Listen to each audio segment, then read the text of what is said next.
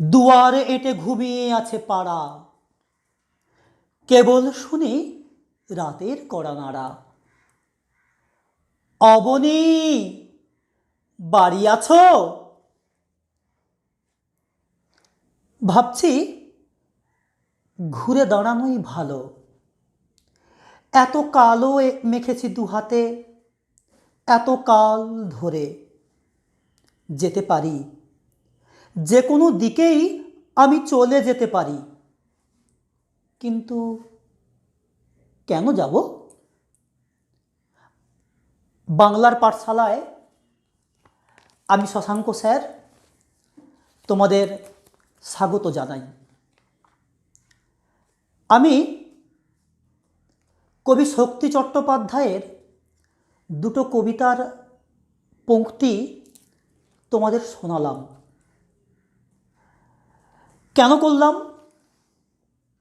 কারণ আজ আমরা সবাই ঘরে বসে আছি। আমরা শিক্ষকরা তোমাদের ক্লাস নিচ্ছি। আর তখনই মনে হলো কবি শক্তি চট্টোপাধ্যায়ের দাঁড়াও কবিতা আজকের সারা পৃথিবী জুড়ে যে নোভেল করোনা ভাইরাসের তাণ্ডব লীলা চলছে, এই প্রেক্ষাপটে দাঁড়িয়ে কবি শক্তি চট্টোপাধ্যায় তার দাঁড়াও কবিতার গুরুত্ব অপরিসীম। আজ আমি তোমাদের অষ্টম শ্রেণীর দাঁড়াও কবিতাটি পড়াবো, বোঝাবো। হ্যাঁ, কবি শক্তি চট্টোপাধ্যায় বাংলা সাহিত্যে যাকে আমরা হাংরি আন্দোলনের স্রষ্টা বলেই জানি। হাংরি ক্ষুধার্ত মানুষের আন্দোলন, ক্ষুধাতুর মানুষের নিরন্ন হাহাকার, হতাশা, দুর্দশার মাঝে দাঁড়িয়ে কবি শক্তি চট্টোপাধ্যায় লিখেছিলেন হাংরি আন্দোলনের 50টা জার্নাল। হাংরি আন্দোলনকে কেন্দ্র করে পরবর্তীকালে শক্তি চট্টোপাধ্যায় সুনীল গঙ্গোপাধ্যায়ের কৃত্তিবাস পত্রিকায় যোগদান করেন এবং তারপর বাংলা কবিতার, বাংলা কাব্যগ্রন্থের, বাংলা সাহিত্যের ইতিহাসে কবি শক্তি চট্টোপাধ্যায়ের নাম চিরস্মরণীয় হয়ে আছে। কবি শক্তি চট্টোপাধ্যায়, দেখো আমি লিখেছি, স্ফুলিঙ্গ সমাদ্দার এবং রূপচাঁদ পক্ষী এই দুই ছদ্মনামে লিখতেন। স্ফুলিঙ্গ সমাদ্দার, রূপচাঁদ পক্ষী। দেখো আমি যেটা বলেছিলাম, হাংরি আন্দোলনের 50টা বুলেটিন কবি শক্তি চট্টোপাধ্যায় লিখেছেন। বিশ্বজুড়ে মানবতার শত্রু যারা, স্বার্থপর নরপিশাচ যারা, যারা কেবল টাকার কথাই ভাবে, তাদের বিরুদ্ধে কবি চাবুক তুলে নিয়েছিলেন হাতে, লেখনির চাবুক, লেখার চাবুক। কবি লিখেছিলেন অসহায় মানুষকে দাঁড়ানোর জন্যে, বলেছিলেন অসহায় মানুষের পাশে, অসহায় মানুষের যুগ যন্ত্রণা, বঞ্চনা, অবহেলা, লাঞ্ছনা, অত্যাচার, তাদের হাত থেকে রক্ষার জন্যে তিনি লিখেছিলেন দাঁড়াও কবিতা। কবিতার মূল কাব্যগ্রন্থের নাম মানুষ বড় কাঁদছে। আজ মানুষ বড় কাঁদছে। আজকের দিনে দাঁড়িয়ে যখন কিছু মানুষ তার স্বার্থের যুপকাষ্ঠে সমাজকে বলি দিচ্ছে, কিছু মানুষ যখন নিজের অর্থের রোজগারের জন্যে মানুষকে বলি দিতেও পিছপা হচ্ছে না, ঠিক সেই সময়ে দাঁড়িয়ে দাঁড়াও কবিতার প্রাসঙ্গিকতা অনেক। দাঁড়াও যেন মানুষের জন্যে, মানুষের হয়ে, মানুষের কথা বলা। এই এতক্ষণ ধরে শুধু বলছি মানুষ মানুষ মানুষ, মানুষটা কি আসলে? মান আর হুঁশ দুটো মিলেই মানুষ। মান আর হুঁশ একটা যদি বাদ দিই, মান বাদ দিলে মানুষ হয় না, হুঁশ বাদ দিলেও মানুষ হয় না। মান আর হুঁশ দুটো মিলেই মানুষ তৈরি হয়। আবার কবি বলছেন মানুষ হয়ে মানুষের পাশে দাঁড়াও। তাহলে মানুষ হয়ে মানুষের পাশে দাঁড়াও মানে, তাহলে কোনো না কোনো মানুষ তোমার জন্যে, আমার জন্যে, সমাজের জন্যে অমঙ্গল। এই মানুষই ফাঁদ পাতে, মানুষই অত্যাচারের খড়গ কৃপাণ তুলে ধরে।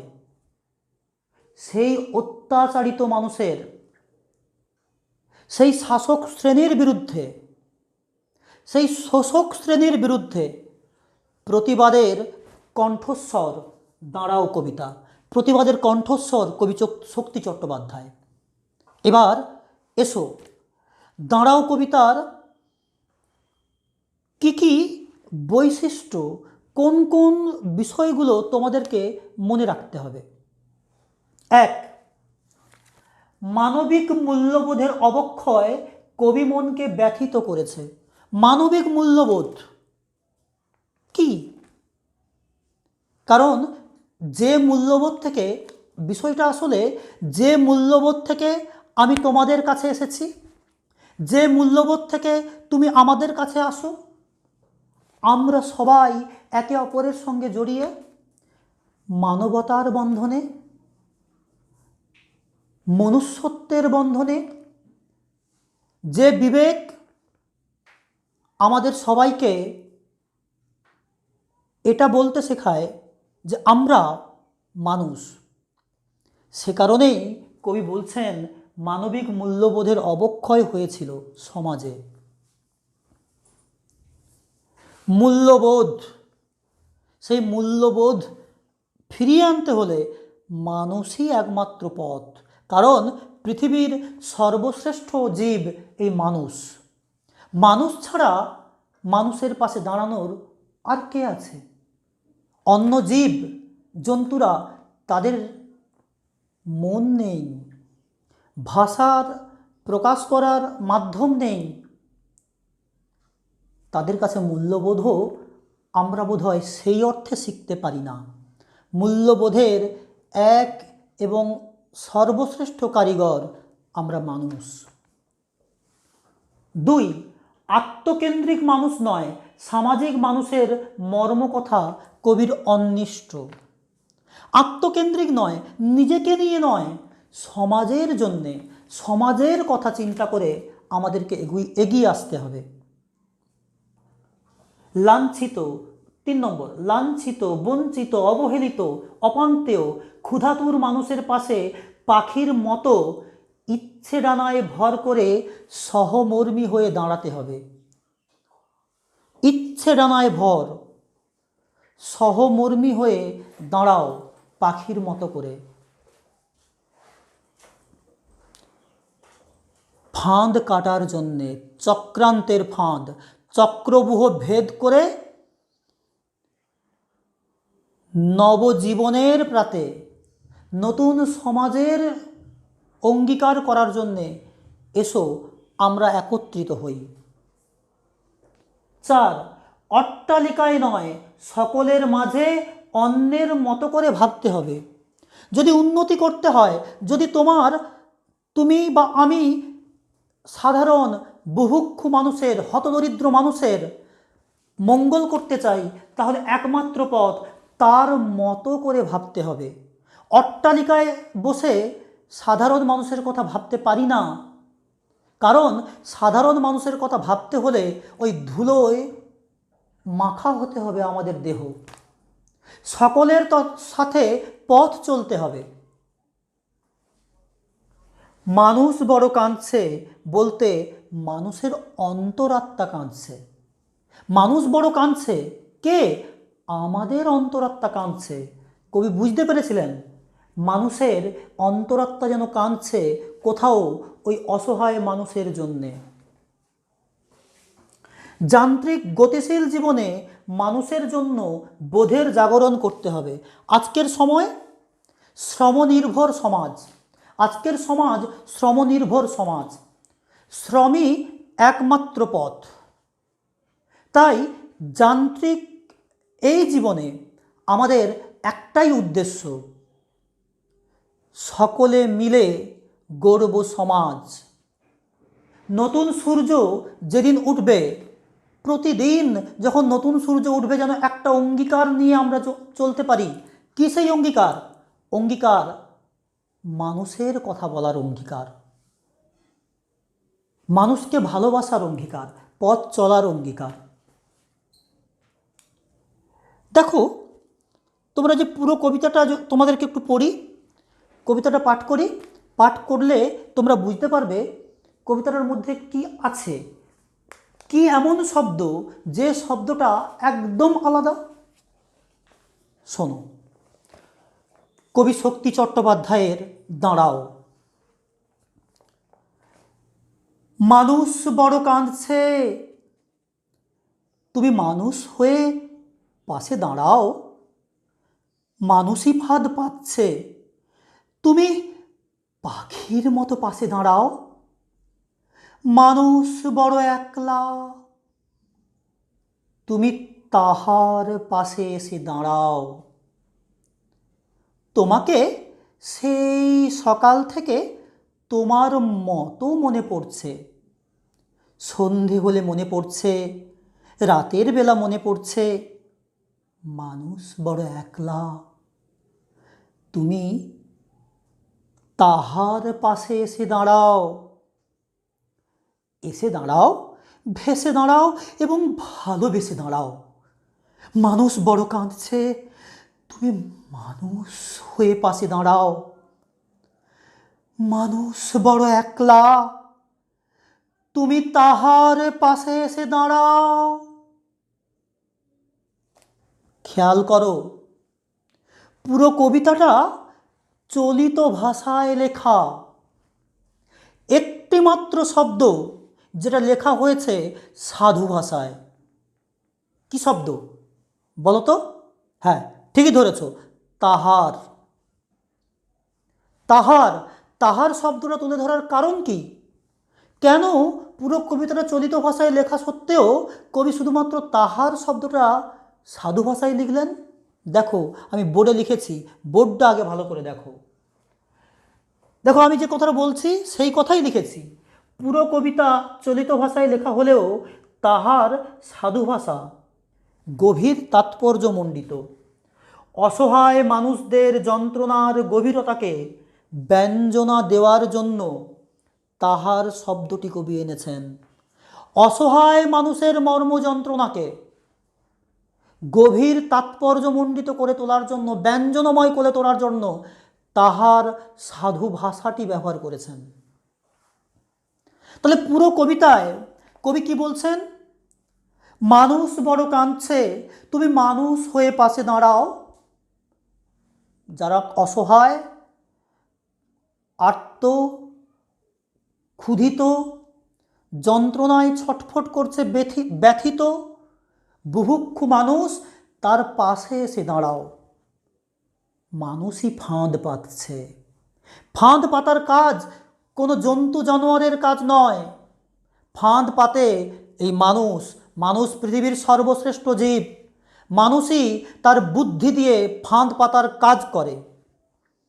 শুধুমাত্র জীবজন্তুকে ফাঁদ পেতে ধরে না, মানুষ তার ফাঁদের মাধ্যমে, ষড়যন্ত্রের মাধ্যমে অন্য মানুষকে ফাঁদে ফেলে ওপরে ওঠার চেষ্টা করে। যে মানুষ ফাঁদ পাচ্ছে আর যে মানুষ ফাঁদে পড়ছে, তাদের জন্য কবি কি বলছেন? তুমি পাখির মতো পাশে এসে দাঁড়াও। ইচ্ছে ডানায় ভর করে পাখি যেমন ফাঁদ কাটার চেষ্টা করে, পথ তৈরি করে, ঠিক সেরকম ফাঁদে পড়া মানুষের পাশে দাঁড়িয়ে তুমি ফাঁদ কাটো পাখির মতো করে। তুমি পাখির মতো করে মানুষের পাশে দাঁড়িয়ে ফাঁদ কেটে মানুষের যন্ত্রণা দূর করো। মানুষকে সংকীর্ণ গণ্ডি থেকে অসীমে নিয়ে যাও। মানুষ বড় একলা, তুমি তাহার পাশে এসে দাঁড়াও। একলা মানুষ একাকিত্বের যন্ত্রণায় ছটফট করছে, চতুর্দিকে অন্ধকার, কোনো আলোর পথ দেখতে পাচ্ছে না। যে সকল মানুষ, সেই সকল মানুষের পাশে এসে তুমি দাঁড়াও। তোমাকে সেই সকাল থেকে তোমার মতো মনে পড়ছে। কবি খুব সুন্দর একটা কথা বলেছেন, তোমার মতো। কারো মঙ্গল করতে হলে নিজের আমার মতো করে, আমি যদি মঙ্গল করতে চাই কারো, আমার মতো করে ভাবলে হবে না। যার মঙ্গল করতে চাইছি, যার কথা ভাবছি, সে কি ভাবছে, তার যন্ত্রণা কি, তার মতো করে জানতে হবে।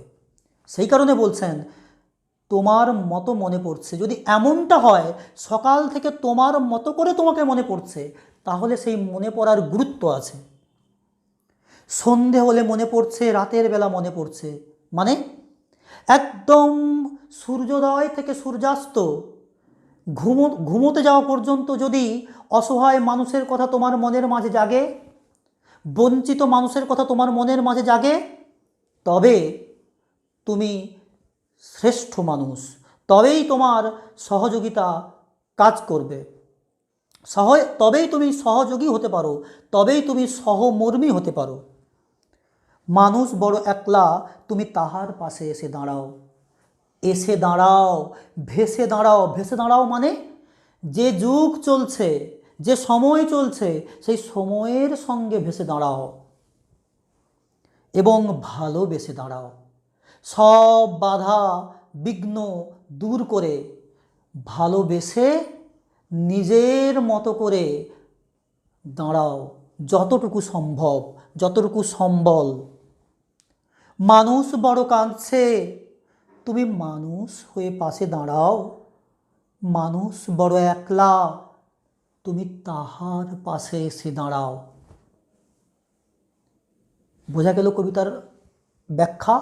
এবার তোমাদেরকে যে প্রশ্ন উত্তরগুলো তৈরি করতে হবে সেগুলো বলছি, তোমরা খাতায় লিখে নাও। দাঁড়াও কবিতা অবলম্বনে কবি শক্তি চট্টোপাধ্যায়ের কবি মানসিকতা আলোচনা করো। 5, দাঁড়াও কবিতা অবলম্বনে কবি শক্তি চট্টোপাধ্যায়ের কবি মানসিকতা আলোচনা করো। 5। 2 নম্বরের কোশ্চেন 2, পাখির মতো পাশে দাঁড়াও বলতে কবি কি বোঝাতে চেয়েছেন? পাখির মতো পাশে দাঁড়াও বলতে কবি কি বোঝাতে চেয়েছেন? 3 নম্বর, মানুষ একলা, এই একলা মানুষের বর্ণনা দাও। একলা মানুষের পাশে কিভাবে দাঁড়াতে বলেছেন কবি? 3 নম্বর, সকাল থেকে তোমার মতো মনে পড়ছে, তাৎপর্য লেখো। সকাল থেকে তোমার মতো মনে পড়ছে, তাৎপর্য লেখো। 3 নম্বর, এসে দাঁড়াও, ভেসে দাঁড়াও এবং ভালোবেসে দাঁড়াও। এসে দাঁড়ানো, ভেসে দাঁড়ানো এবং ভালোবেসে দাঁড়ানোর তাৎপর্য কি?